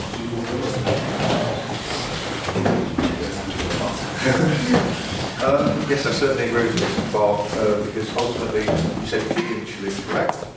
So that means it comes from a pig? Yes. Is a pig a living, breathing animal? Yes. Yes. So the argument that it's different, the idea of taking that sort of thing from creating life because it's not living or breathing is wrong, Mr. Mayor. I didn't say that. Order. So my opinion would be, yes, it is a form of creating life because you're taking something that was once there and completely changing it, which is what life is. In the same way human DNA. Right, we also, unlike equals one prayer for me, Jimmy, didn't get on the football team, so any standing points now, in the House? Well, in 2000 the last Hernian Ibex was killed, and in 2009 it was cloned again and tried for around 15 minutes. I'd just like to ask the side debate in regards to animals that are extinct. Where are they standing? Questions, I suppose. Go to the proposition to respond first. It stops when you clone mosquitoes that go out of that sap and they said it's dinosaurs. As I said, with the numbers it must be. So anything less than Jurassic Park, I'd say that's fine. Maybe not those. I'd go with any extinct animal that is either integral to society or seen as important within a society. So say national birds or things like that would help a country look better and feel better. Opposition, do you want the goats back?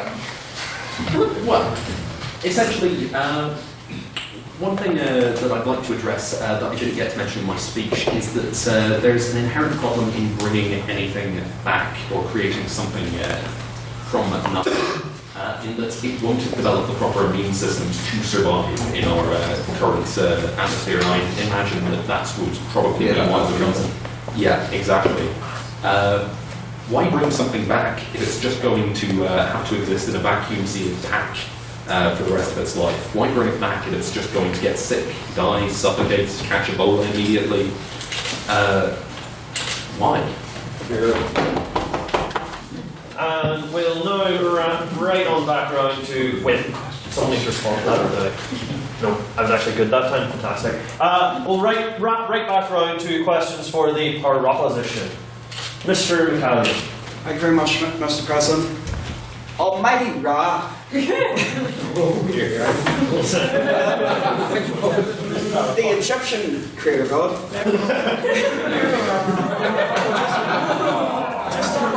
Just to clarify, has to die every sunset. His corpse go through a series of destructive obstacles and then is reborn at the end of the night just to ensure that the creatures that he created live another day.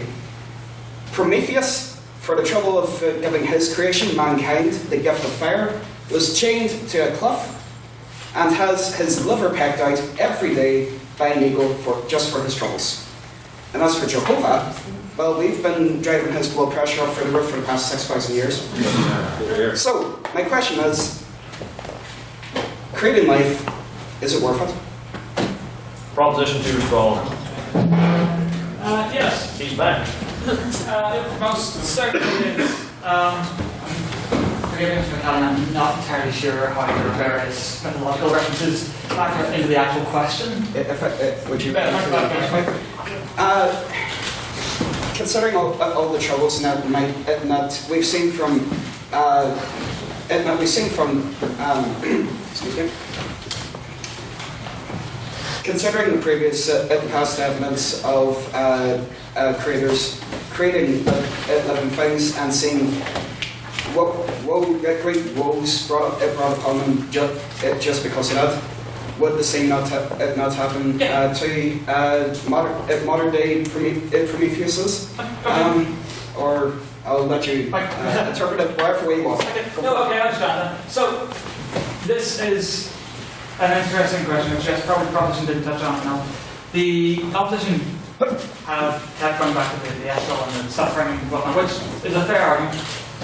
The problem, though, is that this obviously isn't a debate about procreation. I'm not trying to spit like that. But when two people decide to have a child, there is a certain balancing that responsible adults should take into consideration. Because, jokes aside, we do go through a lot of suffering in our life. That's jokes aside, that's true. We go through physical pain, emotional pain, all that.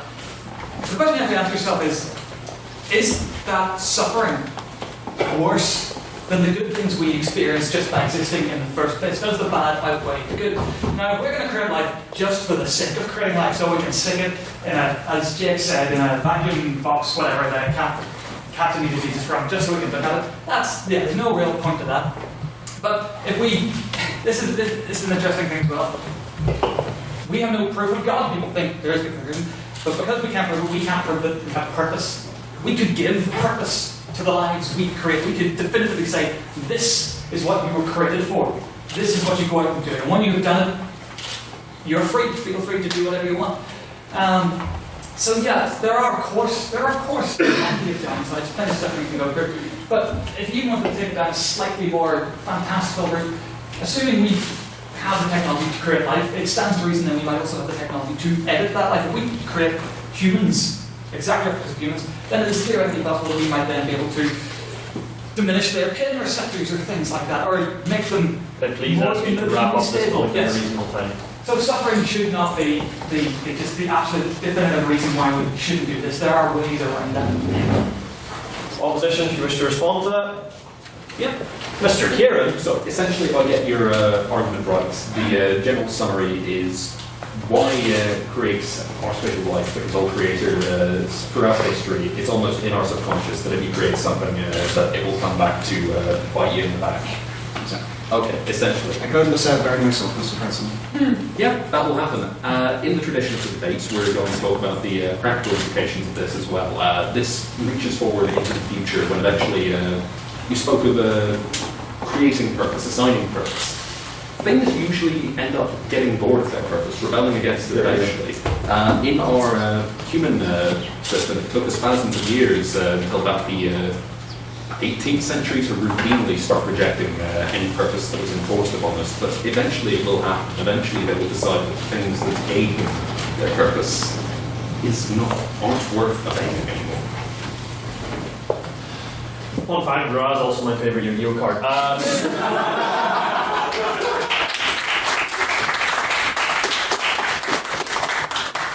Move on next to any questions for the opposition.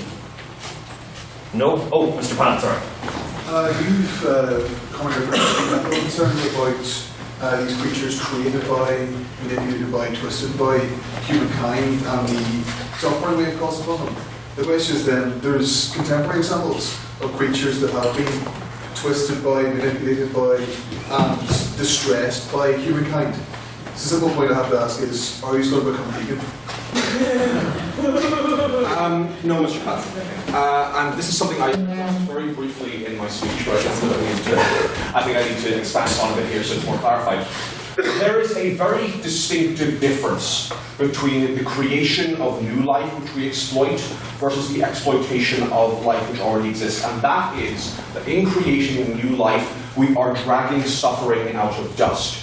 We are taking something which would otherwise not have suffered in any context and bringing it into a world where it suffers for no good reason. To suggest in this case, ultimately, what we're saying is that why should we be adding to this suffering by creating more life? If this suffering exists, it's not a case where we say, sure, the suffering goes on, therefore it's okay to do anything we want. No, we can't drag this suffering out of nothing, we can't create suffering out of dust. And proposition respond to that? Well, as Mr. Contort can testify to, I will never ever go vegan in a million years. Oh Christ, that debate. Yes, I know. But anyway, moving swiftly onwards, what I would say is this.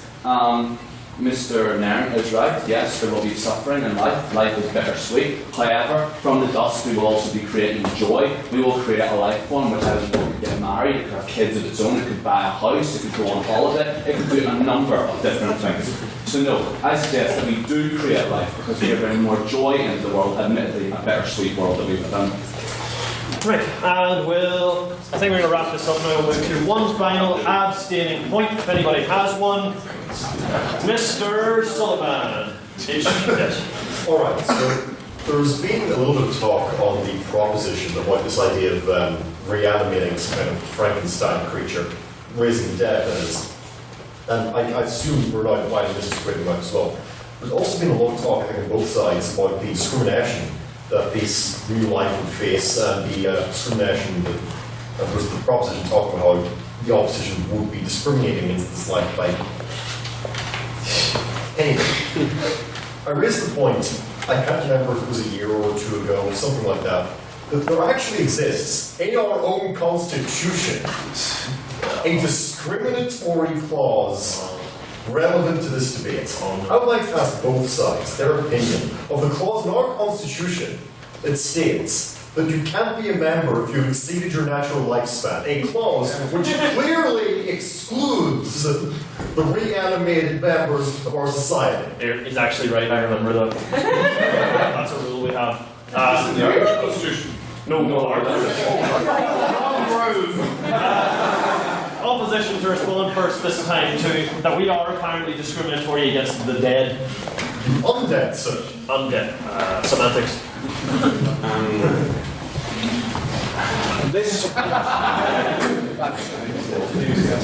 this clause, of course, was first introduced by Mr. Herbert Wingenberg back in, I believe it was 1874. The reason he introduced this clause was, of course, as it became known at the time, the Vampire Clause, which was specifically to prevent vampires from joining the society and infiltrating it from within. Given that vampires are no longer a concern after my actions last Wednesday night, I believe that it would be now is the time to remove such a clause from the Constitution and allow the undead to operate within the society. I am not doing a constitutional amendment tonight. It is too late for that. At the same time, proposition to respond. Thank you for raising a very important issue, Mr. Sullivan. The Constitution's near and dear to my heart as it is to yours, so I'm very grateful for that. All I would simply say is that yes, whilst this is an unfortunate and indeed discriminatory rule, there are, in fact, as you're well aware, several rules in the Constitution that are routinely, I think I'm not the word, use them ignored, but ignored for the sake of, well, not being too terribly pretentious, yet being able to have these rules in our Constitution that we can point to, challenged by the southern and incredibly pretentious sides. Go, no, look, we're fine, it's fine. But yes, it'll be simply ignored, and if anybody will ever come forward and admit to an actual lifestyle, no, we're fine anyway, we're fine. I think this discussion has run its course. If you just want a more light-hearted interpretation of the Frankenstein question, you should go and watch Disney's Lilo and Stitch. It covers the same idea with a heartwarming message about what it means to find your family. So, we're now going to move on to the vote. So if you'd all please look around for your membership cards, they're very important. So, the motion is this House would create life. If you wish to vote in favour of the proposition, please raise your hands and say aye!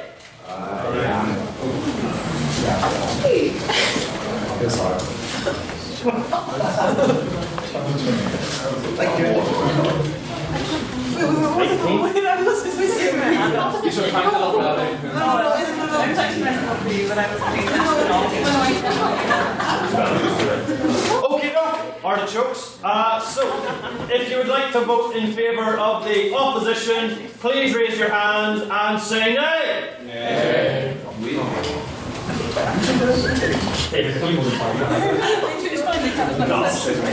This one, boys.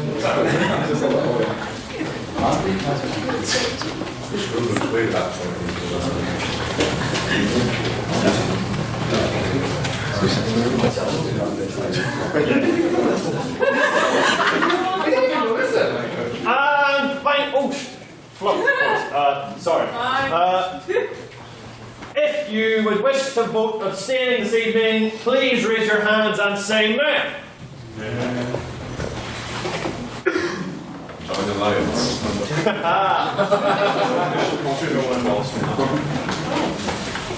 Four? Yeah, cool. Matthew Bradley. Read me back the vote, but do it in a spooky voice. No spooky voice? Yeah. What spooky voice? I don't know, put on like a very offensive Transylvanian accent or something. I'm not going to do an offensive accent for your amusement. Do it in person. What? I can't do Michael Bublé. Do it Michael Bublé. I can't do Michael Bublé. Actually, I'll tell you what I can do. Right. I'm not going to. Oh, I'm not doing the man from X Factor because you all love that one. Right. Okay. I can't stop listing people I can't do impressions of. Do you want me to read back the vote? Yeah! Okay. For the proposition, 19. For the 30. And 4 abstentions. The nays have it! The nays have it!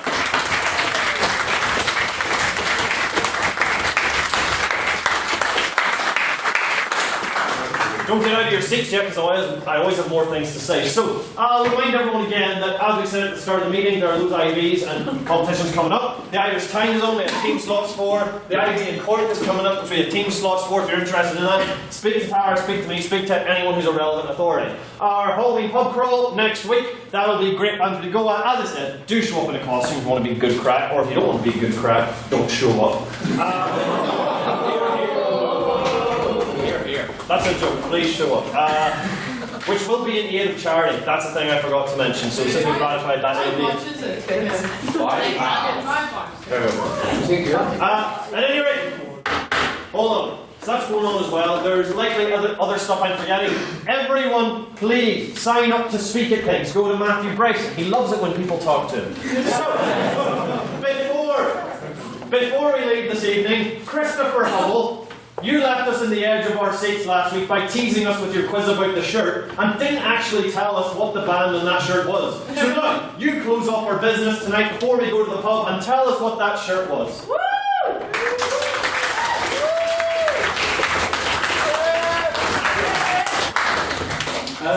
Throw me into the deep end. I've decided that last week didn't go too well with that. We didn't have many people come and guess what the shirt was. So this week I bought a Wheel of Fortune. What? No. Really wanted it. So the band on the shirt, someone came up to me, and I can't remember who it was, but they came up to me and said like what the symbol meant, and I hadn't got a clue, and they might have been right, and I think they had like googled like ancient Christian symbols, but it was just for the band Behemoth, who have just released an album. It is very good. It's very offensive to both your ears and your like sensibilities. So if you don't like that, don't look at it. But very good album. It's called I Will Love You at Your Darkest. Available with a disco from 1999. Right, so I now invite everyone to come and join us in the pub in Lavery's Bar to have a delicious sup of vanilla coke. I do declare this meeting adjourned!